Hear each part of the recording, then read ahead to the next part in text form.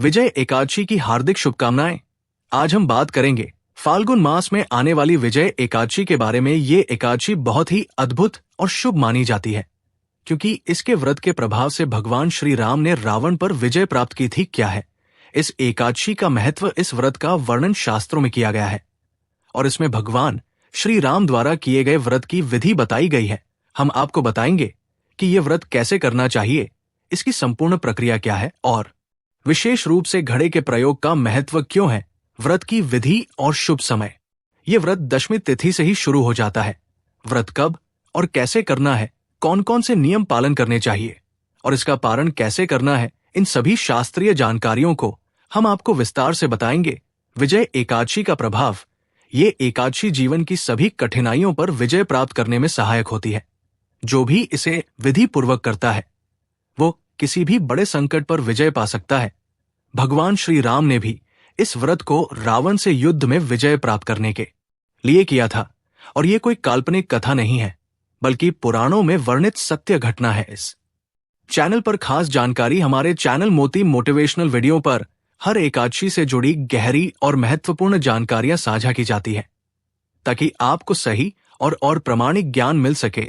ये वीडियो भी बहुत ज्ञानवर्धक और लाभकारी होने वाला है, इसलिए इसे अंत तक अवश्य देखें।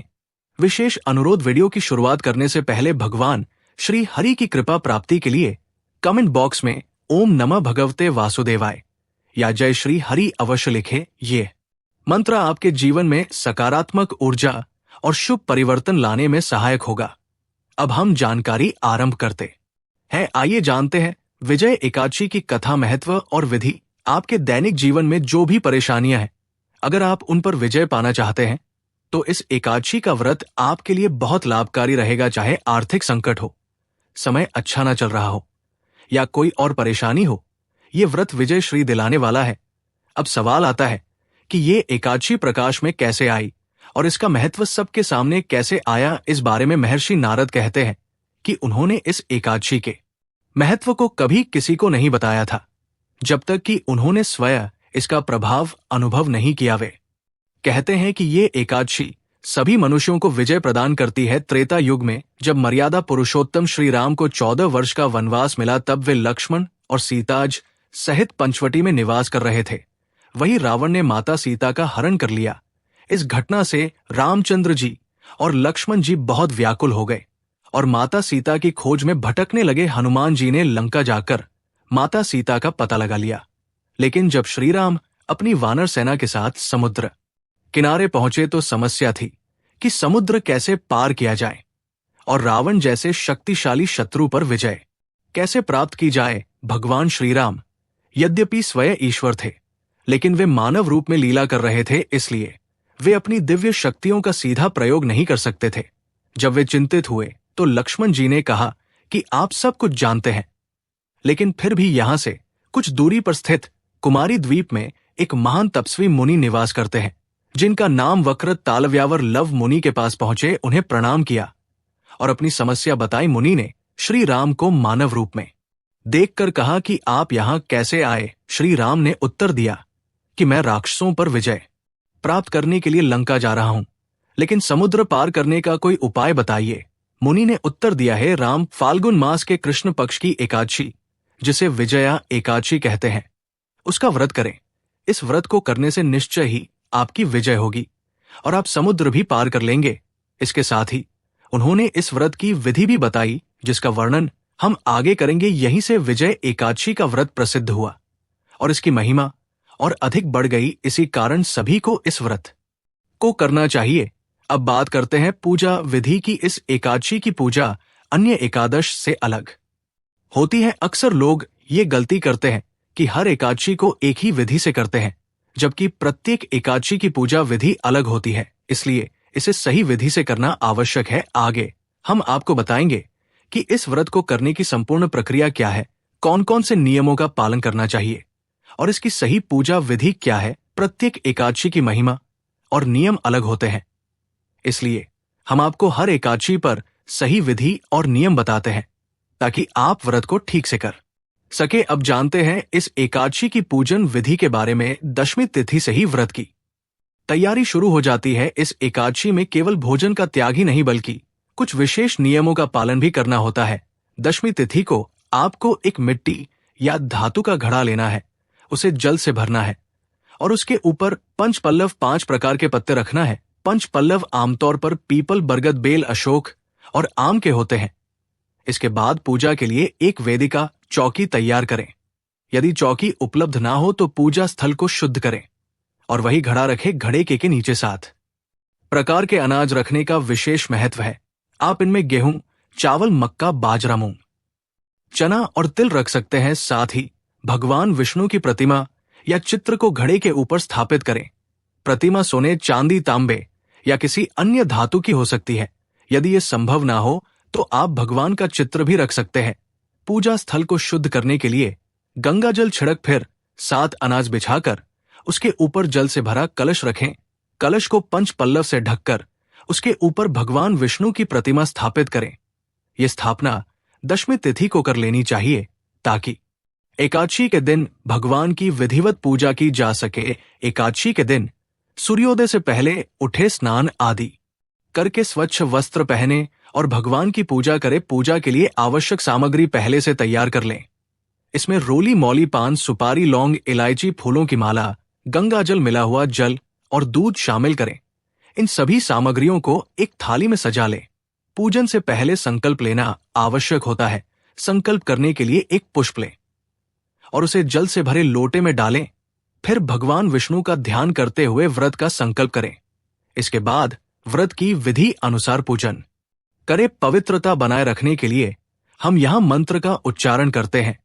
ओम पवित्र पवित्र पवित्र रानी, ओम नमो भगवते वासुदेवाय नमः। इस मंत्र के साथ आपको लोटे में लिया हुआ जल छिड़क देना है, जिससे पूजा स्थल और आप स्वयं शुद्ध हो जाएंगे। अब जिस आसन पर आप बैठे हैं उसे भी शुद्ध करें। इसके लिए पृथ्वी का स्पर्श करें और माता पृथ्वी से प्रार्थना करें। धारा महादेवी, संपूर्ण संसार को आधार देने वाली माता, कृपया मेरे आसन को पवित्र करें और मुझे स्थान प्रदान करें। यदि आप पति पत्नी व्रत कर रहे हैं तो एक साथ बैठकर पूजा करें। यदि आप अकेले व्रत कर रहे हैं तो अकेले भी पूजन कर सकते हैं। अब जल अंजलि विधि करनी होगी। सीधे हाथ में जल लें और 3 बार अंजलि दे। सबसे पहले हाथ धो ले, गंगा जल से चम्मच द्वारा जल लें और हाथ धोने के बाद चरण प्रक्षालन करें। मंत्र उच्चारण करें, ओम केशवा नमः, ओम नारायणाय नमः। अब आप पूजा के लिए तैयार है। स्वयं को तिलक करें और मौली बांधे। यदि परिवार के अन्य सदस्य भी पूजन कर रहे हैं तो सभी मिलकर पूजन करें। पूजन से पहले तिलक और मौली बांधना आवश्यक होता है। अब संकल्प लेने की प्रक्रिया करें। सीधे हाथ में जल ले और 1 रुपए का सिक्का या अपनी सामर्थ्य अनुसार दक्षिणा रखें। फिर उच्चारण करें, ओम श्री विष्णवे नमः। संकल्प में आपको अपना नाम, स्थान, मकान नंबर, क्षेत्र और शहर का नाम लेना चाहिए। फाल्गुन मास कृष्ण पक्ष की विजया एकादशी व्रत पूजन के लिए संकल्प करें। इस व्रत का उद्देश्य आयु, आरोग्यता, धन संपत्ति की प्राप्ति और शत्रु विजय हो सकता है। यदि आपकी कोई विशेष कामना है तो उसे भी संकल्प के दौरान व्यक्त करें। संकल्प भगवान को समर्पित करने की प्रक्रिया है जिसमें आप अपनी प्रार्थना और उद्देश्य को स्पष्ट करते हैं। संकल्प के बाद भगवान गणेश का स्मरण करें। इसके पश्चात कलश पूजन किया जाएगा और फिर भगवान श्री हरि का पूजन होगा। कलश पूजन के लिए सबसे पहले कलश पर जल छिड़क, तिलक करें और अक्षत अर्पित करें। 7 बिंदियां या 1 बिंदी लगाई जा सकती है। दीप जलाए, धूप दिखाएं और कलश के समक्ष दीपक जलाकर पूजा करें। नैवेद्य के रूप में जो भी फल या मिठाई उपलब्ध हो उसे अर्पित करें। अब जल अर्पण करें और शुभ संकल्प दोहराए। दक्षिणा के रूप में जो भी राशि अर्पित करनी हो वो अर्पित करें और अंत में भगवान को प्रणाम करें। का पूजन के बाद अब हम भगवान श्री हरि विष्णु का पूजन करेंगे। भगवान के पूजन के लिए एक कटोरी रखें जिसमें आप पूजा की सामग्री अर्पित करेंगे ताकि कलश पर अर्पित किए गए पदार्थ गिर ना जाएं। अब 1 चम्मच जल लेकर भगवान के चरणों में अर्पित करें और उन्हें स्नान कराएं। इसके बाद यदि आपके पास इत्र है तो उसे फूल या उंगलियों पर लेकर भगवान को समर्पित करें। अब भगवान को वस्त्र अर्पित करें। इसके लिए मौली का एक छोटा टुकड़ा ले और प्रेम पूर्वक भगवान पर अर्पित करें। फिर भगवान को तिलक करें, चंदन लगाएं और अक्षत अर्पित करें। अब फूल अर्पित करें और यदि माला हो तो भगवान को पहनाएं। इसके बाद धूप और दीप जलाकर भगवान को दिखाएं। अब नैवेद्य अर्पित करें। यदि आपके पास कोई मिठाई है तो वो अर्पित करें, अन्यथा मिश्री भी नैवेद्य के रूप में चढ़ा सकते हैं। फिर जल अर्पण करें। अब भगवान को पान अर्पित करें। इसके लिए पान का पत्ता ले उसकी डंड तोड़ दें और उसमें 2 लौंग, 2 इलायची व 1 सुपारी रखकर पान का बीड़ा बनाएं और अर्पित करें। इसके बाद यदि आप दक्षिणा अर्पित करना चाहते हैं तो अपनी श्रद्धा के अनुसार राशि अर्पित करें और भगवान को प्रणाम करें। इस प्रकार आपका एकादशी व्रत पूजन पूर्ण होता है। अब आपको एकादशी व्रत की कथा श्रवण करनी चाहिए। यदि आपके पास कथा की पुस्तक है तो उसे पढ़े, अन्यथा सत्य और प्रामाणिक स्रोत से कथा सुने। इसीलिए यदि आप ज्ञानवर्धक टेल्स पर नए हैं तो कृपया चैनल को सब्सक्राइब कर लें ताकि आपको शुद्ध और प्रामाणिक कथाएं सुनने को मिले। ये चैनल शास्त्रों, वेदों और पुराणों पर आधारित है, जहां केवल प्रामाणिक कथाएं ही प्रस्तुत की जाती है। कथा सुनने के बाद आरती करें और फिर भगवान को फल का भोग अर्पित करें। आज के दिन फल का भोग ही अर्पित करना होता है। अंत में प्रसाद ग्रहण करें और अपने परिवार के साथ इसे साझा करें। इस प्रकार से आप आज का पूजन संपन्न कर अपने दैनिक कार्यों में लग सकते हैं। यदि आपको ऑफिस जाना हो या घर के अन्य कार्य करने हो तो कर सकते हैं, लेकिन कुछ नियमों का पालन अवश्य करें। आज के दिन किसी से विवाद या क्रोध नहीं करना चाहिए और ना ही किसी का अहित सोचना चाहिए। ब्रह्मचर्य का पालन करना अति आवश्यक है, यानी विचारों और कर्मों से पूर्ण रूप से शुद्ध रहना चाहिए। भोजन के रूप में आज फलाहार करें। आप फल, दूध, सिंघाड़ा या साबूदाने की खीर, खिचड़ी खा सकते हैं। निर्जला व्रत करना हो तो अपनी शारीरिक क्षमता के अनुसार करें, अन्यथा जल ग्रहण कर सकते हैं। घर में आज के दिन कोई भी तामसिक भोजन ना बनाएं और ना ही ग्रहण करें। ये नियम दशमी तिथि से ही शुरू हो जाता है, जब आप कलश स्थापना और भगवान की स्थापना कर चुके होते हैं। इस विशेष एकादशी में घर के सभी लोगों को नियमों का पालन करना होता है, ना केवल व्रत करने वाले को। घर का वातावरण शुद्ध और सात्विक बनाए रखें। यदि संभव हो तो संध्या को कीर्तन करें और रात्रि में जागरण करें। विजया एकादशी की कथा में जागरण का विशेष महत्व बताया गया है, जिससे इसका महत्व और अधिक बढ़ जाता है। अगले दिन ब्रह्मा मुहूर्त में स्नान करके व्रत का पारण करें।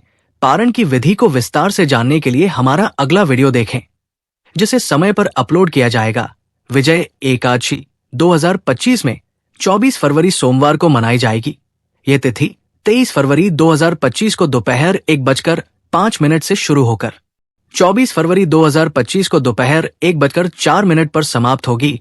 व्रत का पारण 25 फरवरी 2025 को सुबह होगा 6:50 से 9:08 के बीच किया जाएगा। पौराणिक कथाओं के अनुसार भगवान श्री राम ने लंका पर विजय प्राप्त करने के लिए विजया एकादशी का व्रत किया था। इस व्रत के प्रभाव से शत्रुओं पर विजय कार्यों में सफलता और समृद्धि प्राप्त होती है। श्रद्धा और विश्वास के साथ इस व्रत को करने से जीवन में सुख समृद्धि आती है और सभी बाधाएं दूर होती है। इस प्रकार आपको विजया एकादशी के व्रत का पालन करना चाहिए।